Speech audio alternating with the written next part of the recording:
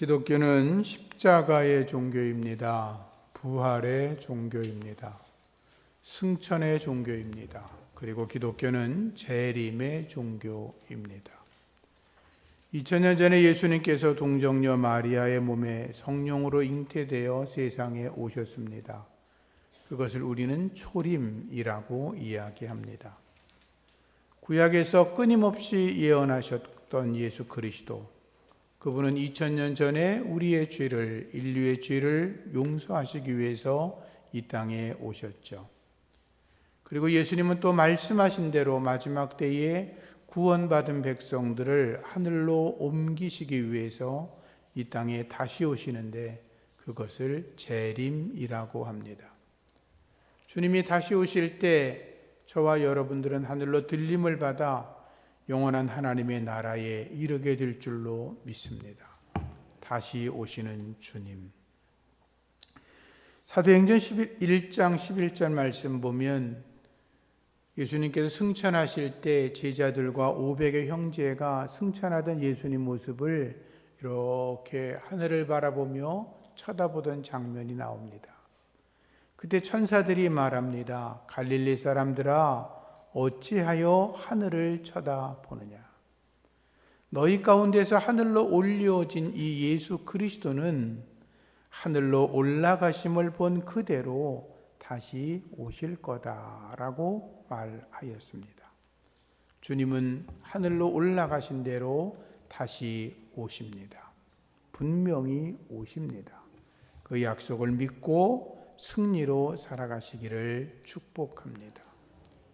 예수님의 다시 오시는 이야기, 재림의 예언은 구약과 신약의 예언이 되어 있고 예수님께서 친히 예언하셨습니다.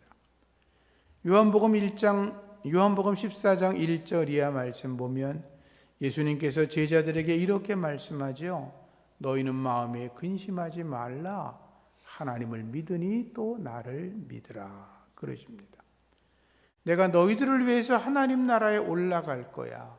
올라가면 처소를 예비할 것인데 처소를 다 예비하고 나면 내가 다시 와서 너희를 내게로 영접할 거다라고 말씀을 하십니다.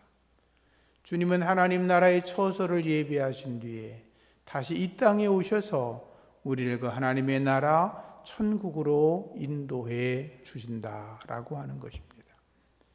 예수님은 또 말씀하셨습니다. 인자가 아버지의 영광으로 그 천사들과 함께 오리니 그때에 각 사람이 행한 대로 갚아주겠다라고 하셨습니다. 마태복음 24장 30절에도 그때에 인자의 징조가 하늘에서 보이겠고 그때에 땅의 모든 족속들이 통곡하며 그들이 인자가 구름을 타고 능력과 큰 권능으로 오는 것을 볼 것이다 라고 했습니다. 주님은 다시 오신다고 말씀하셨습니다. 예수님께서 십자가에 달리셔서 산헤드린 공회에서 신문을 받고 계실 때 예수님은 대제사장에게 담대하게 이렇게 말씀하십니다. 내가 너희에게 이르노니 이후에 인자가 권능의 우편에 앉아 있는 것과 하늘 구름을 타고 오는 것을 너희들이 보게 될 것이다 라고 하셨습니다. 사도 바울은 주께서 호령과 천사장의 소리와 하나님의 나팔로 친히 강림하실 거라고 말했고, 요한은 주님의 재림을 갈망하면서 아멘 주 예수여 어서 오시옵소서라고 찬양을 했고, 예수님의 동생 야고보는 형제들아 주께서 강림하실 때까지 길이 참으라고 했고, 사도 베드로는 만물의 마지막 때가 가까웠으니 그러므로 너희는 정신을 차리고 근신하여 기도하라고 말하였습니다. 주님은 반드시 오십니다. 주님 오실 때 할렐루야 아멘 주 예수여 어서 오시옵소서 영접하며 여러분들 모두가 다 하늘로 들림받기를 축복합니다. 예수님께서 감람산에 계실 때 제자들이 예수님께 와서 조용히 물었습니다. 예수님, 어느 때 이런 일이 있겠습니까? 주님이 임하실 때, 마지막 종말 때 어떤 징조가 있겠습니까? 라고 조용히 물었습니다. 예수님이 그들의 질문에 몇 가지 대답을 하시는데 그 중에 하나는 거짓 그리스도, 거짓 선지자들이 출현한다라는 것이었습니다. 마지막 때 거짓 그리스도가 온 세상에서 나타난다는 것입니다. 우리나라만 해도 자칭 재림의 주라고 말하는 거짓 그리스도가 40여 명이 있다고 그럽니다. 대단히 많죠. 이단 사이비종파 교주들은 자기들이 재림의 주라고 주장하기도 하고, 그들은 자기들은 영생 불멸한다고 말하고, 자기들을 믿으면 죽지 않고 이 땅에서 영원토록 산다 그러고, 천년왕국을 누린다고 말하지만 새빨간 거짓말입니다. 여러분, JMS의 정명석의 이야기를 아시죠? 그리고 만민중앙교회 이재력의 이야기도 알고 계시죠? 그리고 신천지의 이만희도 아시고, 요즘 우리 진관동 안에도 있고, 하나님의 교회 세계복음선교협회 안상홍의 후예들이 만든 이단들도 아시죠? 거짓 선지자들이 나타나서 성도들을 미혹하고 있습니다. 또는 교회 안에서도 가짜 목사, 사꾼 목사들이 교회를 어지럽게 만들기도 합니다. 교회 안에 거짓된 성도들이 교회 안에 동아리를 치고 있으면서 하나님의 거룩한 교회와 전도의 문을 방해하는 악의 세력들도 있습니다. 얼마 전에 강남의 모 대형 교회에서 어느 기도를 많이 한다는 집사에게 사람들이 속아가지고 기도 많이 하고 뭐 기도해 보면 안다 그러고, 그러니까 사람들이 홀딱 넘어가서 537억 원의 사기를 당한 사건이 뉴스에 나왔었죠. 교회 다닌다고 다 믿으시면 안 돼요. 목사라고 다 믿으면 안 돼요. 교회 오래 다녔다고 믿으면 안 돼요. 영분별을 잘 하셔서 마지막 때 흔들리지 마시기를 예수 이름으로 축복합니다. 전쟁과 기근과 지진이 일어난다고 했습니다. 전쟁은 어제 오늘 이야기가 아니죠. 아마도 인류가 탄생하면서부터 그때부터 전쟁은 지금까지 계속되어 왔을 것입니다. 지난 세기에 일어난 전쟁만도 크고 작은 전쟁이 200여 차례 있었다고 그럽니다. 지난 20세기에 전쟁으로 인해 죽은 사람만 2억 명이 넘는다고 그럽니다. 세상 사람들은 누구나가 다 평화를 원합니다. 전쟁을 바라는 사람은 아무도 없을 겁니다. 그러나 지금도 러시아는 우크라이나를 침공해서 여전히 야욕을 드러내고 있고, 수단과 시리아는 아시는 것처럼 내전으로 인해서 수많은 사람들이 죽음과 고통을 겪고 있고, 그리고 중국은 대만을 침공하려고 야욕을 드러내고 있고, 북한도 여전히 남침을 하거나 그 야욕에서 벗어나지 못하고 있는 걸 우리가 잘 알고 있습니다. 세상은 평화를 원하지만 세상은 여전히 전쟁의 소용돌이 속에 있다고 하는 것입니다. 2002년 작년 9월 달에 옥스팜 세이브 더 칠드런 월드비전의 보고서를 보니까 그들이 이렇게 보고했습니다. 전 세계에 4초마다 한 명씩 하루에 2만 명씩 굶어 죽는다라고 했습니다. 몇 년 전에 제가 통계를 봤을 때는 5초에 한 명이 굶어 죽는다고 했는데 이제는 4초에 한 명씩 굶어 죽는다는 것입니다. 유엔 인도주의 업무 조정국의 릴리 푸옙에 따르면 현재 전 세계에서 3억 4,500만 명이 극심한 배고픔에 시달리고 있는데 2019년에는 1억 3,500만 명이었는데 지금은 2배가 더 넘는다는 거죠. 우리나라는 전쟁의 고통에서 아직 완전하진 않지만 전쟁을 치르고 있지는 않죠. 그래도 우리나라에서는 아직은 그래도 굶어 죽는 사람들이 그렇게 눈에 띄지는 않죠. 참 복되고 감사하게 살아가는 거죠. 온 세상은 여전히 지진에 대한 이야기로 뉴스화되고 있습니다. 강도 7 이상의 지진이 온 세상에서 자주 더 발생하고 있고, 터키와 시리아 지진으로 처참하게 죽은 사람들, 집을 잃고 가족을 잃고 고통당하는 사람들을 우리가 잘 알고 있고, 또 쓰나미 등으로 인해서 고통당한 수많은 사람들을 우리는 알고 있습니다. 우리만 보는 게 아니라 전 세계를 보면 마지막 때가 점점 더 가까이 오고 있다는 것을 우리는 명백하게 알고 있습니다.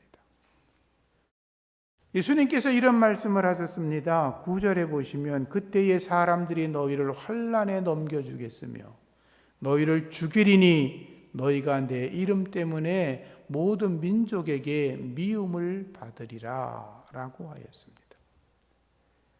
온 세상은 지금도 예수 믿는 사람들이 수많은 핍박을 당하고 있습니다. 오픈도어라고 하는 곳의 보고서에 보면 전 세계적으로 하루에 13명꼴로 순교를 당한다고 그럽니다.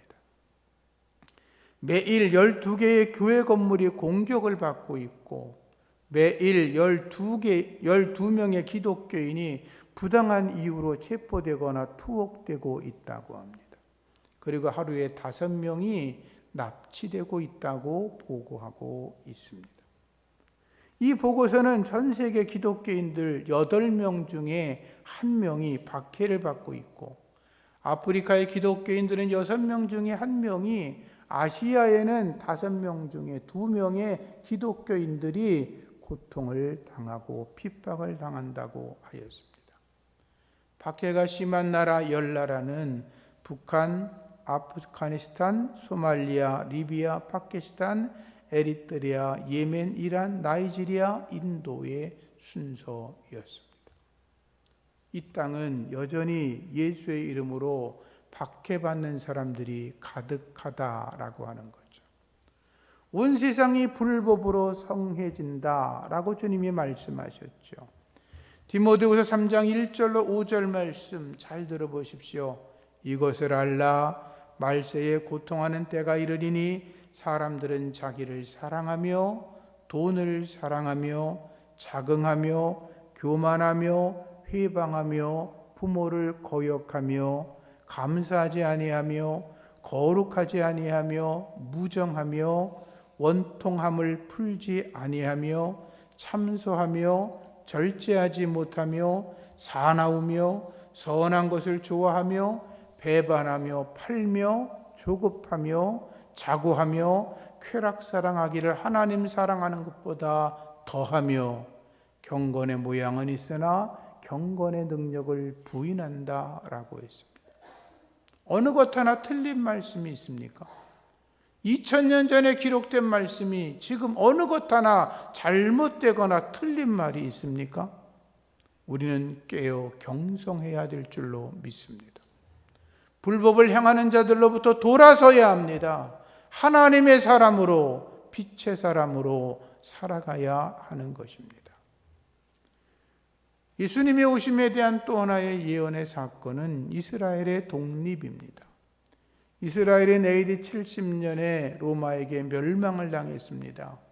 그때부터 이스라엘 백성들은 온 세계로 흩어져 살게 되었습니다. 디아스포라라고 말을 하죠.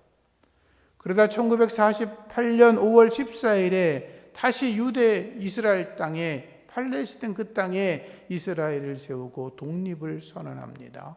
1900년 만에 나라를 다시 회복하게 되었는데 그것은 성경의 예언의 말씀입니다. 예수님 말씀하셨습니다. 무화과 나무의 비유를 배워라. 그 가지가 연하여지고 잎사귀를 내면 여름이 가까운 줄 알라. 이와 같이 너희도 이 모든 일을 보거든 인자가 가까이 곧 문 앞에 이른 줄 알라. 이스라엘의 독립은 75년 전에 이루어졌습니다. 그러니 주님의 오심이 더욱더 가까워졌다는 것입니다.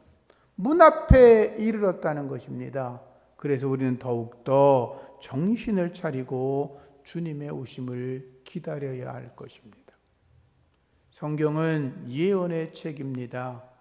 주님이 오심을 예언하여 주님이 오셨고 주님이 다시 오심을 예언하고 있으니 주님은 반드시 다시 오십니다. 주님 오실 때 들림받는 여러분 되기를 축복합니다. 재림의 예수님은 모든 사람이 다 볼 수 있도록 오신다고 했습니다. 예수님께서 처음 오셨을 때는 베들레헴 마국간에 몇 사람만이 예수님의 탄생을 보았습니다. 그러나 예수님이 다시 오실 때는 온 세상 모든 사람들이 다 볼 수 있도록 오신다고 말씀하셨죠. 예수님께서 말씀하십니다. 번개가 동편에서 나서 서편까지 번쩍이는 것처럼 인자의 임함도 그러하리라. 감출 수가 없다는 것입니다.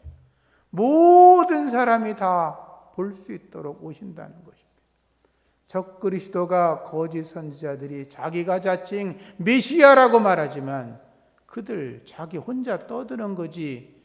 예수님이 다시 오실 때 모든 사람이 다 알고 보게 오신다고 했으니 그들의 말은 새빨간 거짓말인 것입니다. 너희 가운데서 올려진 예수는 하늘로 가심을 본 그대로 모든 사람이 볼 수 있도록 오신다고 말씀하지 않았습니까? 그래서 바울이 말하기를 주께서 호령과 천사장의 소리와 하나님의 나팔 소리로 하늘로부터 강림하신다라고 했고, 요한은 말하기를 구름을 타고 오시리라. 각인의 눈이 그를 보겠고 그를 찌른 자들도 볼 터이요 땅에 있는 모든 족속이 그로 인하여 애곡하리니 그러하리라. 주님이 오실 때 땅에 있는 족속들이 왜 애곡합니까?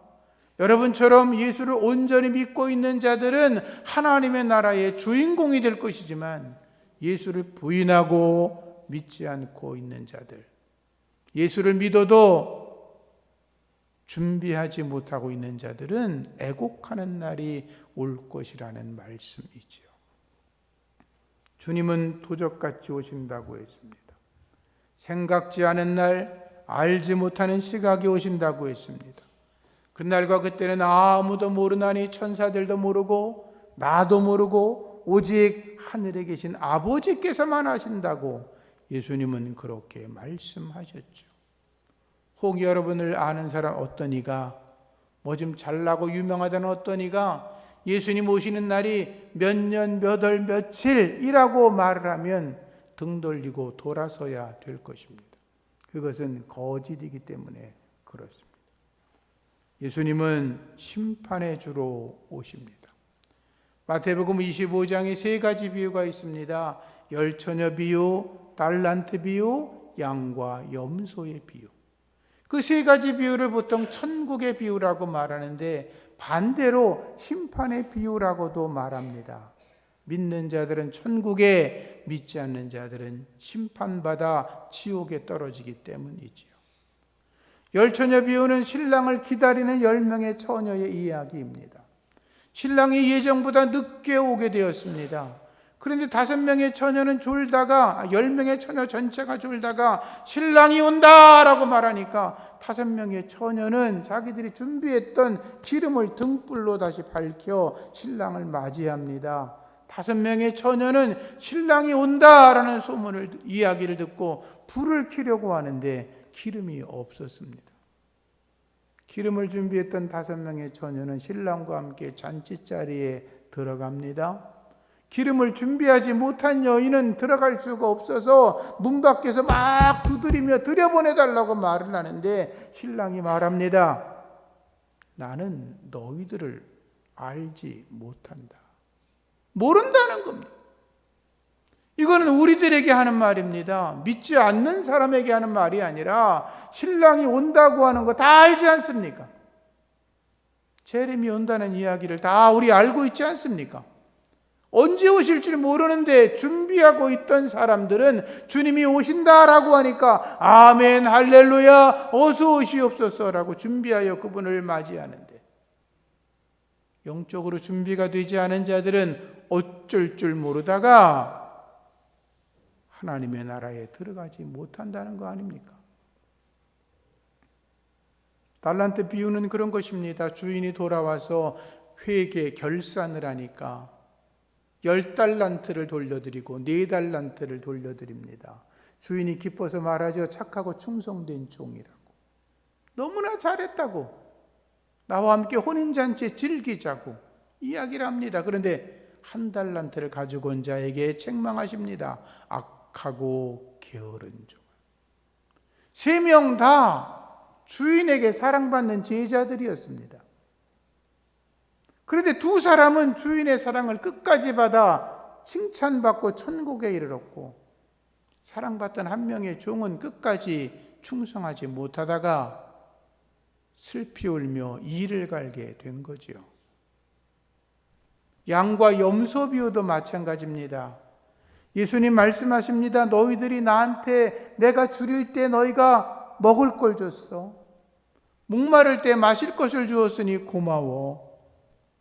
나그네 되었을 때 나를 영접해 주었고, 벗었을 때 옷을 입혀 주었고, 내가 병들었을 때 찾아와 나를 돌봐 주었고, 감옥에 있을 때 나를 면회 와서 나를 살펴주었지. 너무 고마워. 그런데 사람들이 말합니다. 예수님, 언제 주님이 그런 적이 있습니까? 우리 예수님에게 한 적이 한 번도 없습니다. 예수님 그러죠. 지극히 작은 자에게 한 게 나한테 한 거야. 한편 다른 편 염소 측 사람들이 말합니다. 우리가 언제 안 했습니까? 다 했죠. 우리가 주님의 이름으로 권능도 행했는데요. 주님의 이름으로 귀신도 쫓아냈는데요. 주님의 이름으로 병자들도 고쳤는데요. 주님은 단호하게 말씀합니다. 너 몰라. 모른다는 거예요. 우리가 천국에 서서 주님 앞에 서 있는데 주님이 이렇게 보다가 조정건 목사? 너 누구니? 뒤로 돌아가? 그럼 어떡하겠어요? 여러분들을 보고 너 누구니? 뒤로 돌아가? 이렇게 말하면 어떡하겠어요? 주님이 오실 때를 기억하며 성령의 은혜로 여러분들이 영적으로 준비하며 살아가시기를 주의 이름으로 축복합니다.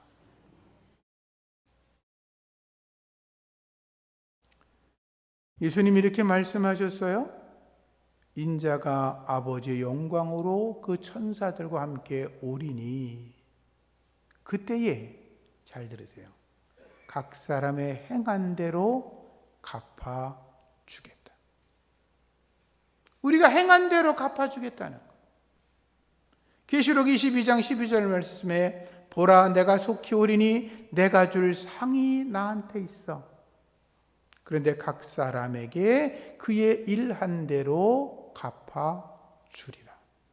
일한 대로 갚아준다는 거예요. 주님 앞에 행한 대로 갚아준다는 거예요. 심은 대로 거둔다는 거예요. 그렇지 않겠어요? 여러분들이 하나님 앞에 이만큼 일을 했는데, 어떤 사람은 이만큼 일을 했는데 똑같이 상급을 주신다면 좀 억울하지 않겠어요? 그렇잖아요. 주님은 행한 대로 갚아주시겠다고 하셨으니 죽도록 충성하여 하나님 앞에서 영광되기를 축복합니다. 재림을 기다리는 저와 여러분들은 빛의 자녀로 살아가야 됩니다. 형제들아 너희는 어둠에 있지 아니하며 그날이 도적같이 너희에게 임하지 못하리니 너희는 다 빛의 아들이요 낮의 아들이라 하였습니다.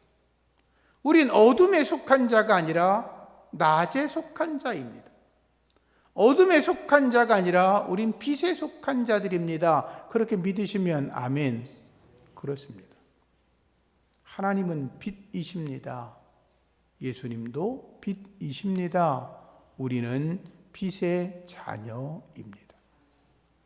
에베소 5장 8절 이하 말씀에 너희가 전에는 어둠이더니 이제는 주 안에서 빛이라. 빛의 자녀들처럼 행하라. 빛의 열매는 모든 착함과 의로움과 진실함이라 그랬죠. 착하게 살아야 돼요. 의롭게 살아야 돼요. 진실되게 살아야 돼요. 앞에서는 거룩한 척 등 돌리면 반대로 살면 안 돼요. 앞에서는 진실한 척 등만 돌리면 거짓말하며 살아가면 안 돼요. 앞에서는 의로운 척 등 돌리면 불의하게 살아가면 안 돼요. 우리는 어둠의 자녀가 아니라 빛의 자녀이기 때문이에요. 빛의 자녀로 살아가시기를 다시 한번 축복합니다. 주님의 재림을 기다리면서 근신하고 깨어 있어야 합니다. 10처녀 이야기를 조금 전에 드렸잖아요. 5명의 처녀들은 믿지 않는 사람이 아니에요. 믿는 사람을 두고 하는 말이에요. 너희들 그날과 그때가 언제일지 알지 못해. 그런즉 어떻게 해라? 깨어 있으라는 거예요. 깨어 있으라. 준비하라는 거예요. 주님이 언제 오실지를 모르니까 그날을 지금 당장 올지라도, 오늘 밤에 올지라도 너희들이 시험에 들지 말고 깨어있어 기도하면서 그분의 오심을 준비하라는 거예요. 깨어있어라.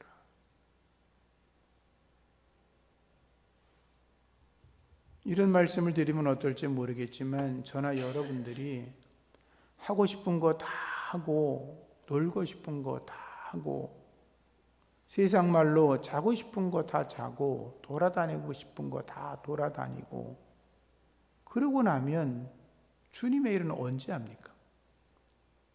그렇지 않습니까? 우리는 하나님의 백성들입니다. 하나님의 나라 위해서 충성해야 되는 것입니다. 하나님이 저와 여러분들에게 귀한 직분을 맡겨주지 않았습니까? 우리가 받은 직분은 천사들도 부러워하는 것이라고 말했습니다. 천사들도 부러워하는 그 귀한 직분을 받은 저와 여러분들이 하나님의 일에 소홀히 여긴다면 그 마지막 때 주님이 슬퍼하지 않을까요? 주님의 사랑과 기쁨이 될 수 있기를 바랍니다. 계시록에 보면 살아있으나 죽은 교회, 사대교회, 뜨겁지도 않고 차지도 않은 라오디게아 교회, 우리 교회가 그런 교회가 되면 되겠습니까? 성령으로 힘써 충성해야 되는 것입니다. 마지막 때를 살아가는 우리는 믿음과 소망과 사랑으로 무장해야 합니다. 우린 낮에 속했으니 정신을 차려라.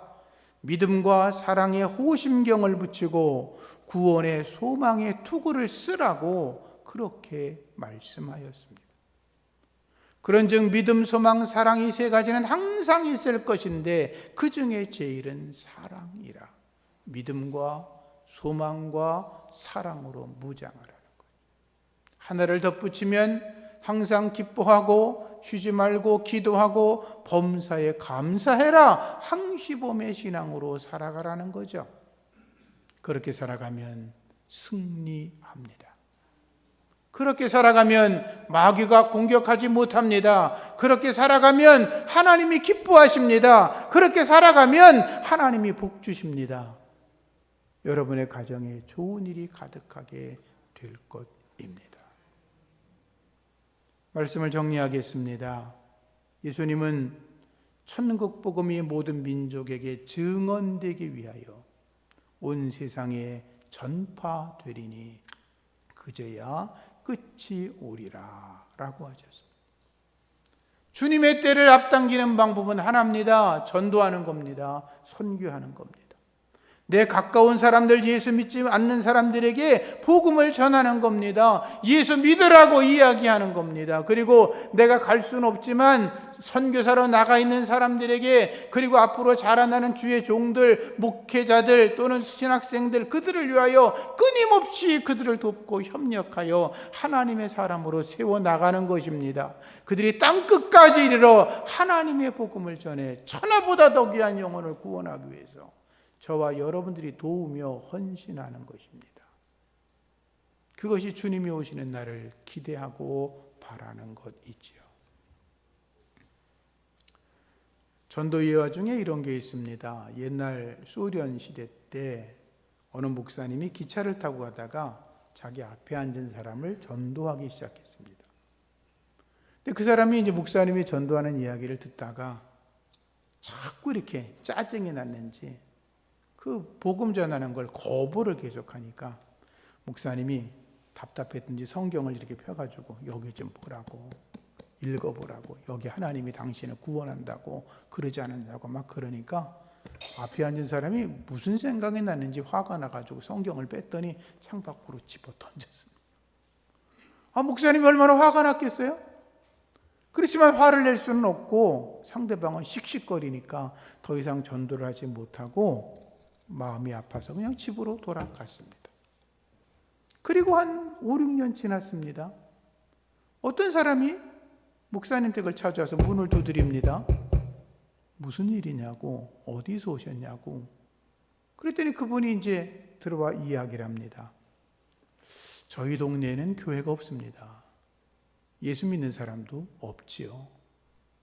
근데 어느 날 제가 농사를 지러 나갔고 우리 그 밭은 기찻길 옆인데 갑자기 뭐가 하나 날라오더니 제 가슴팍을 딱 때렸습니다. 이게 뭐지?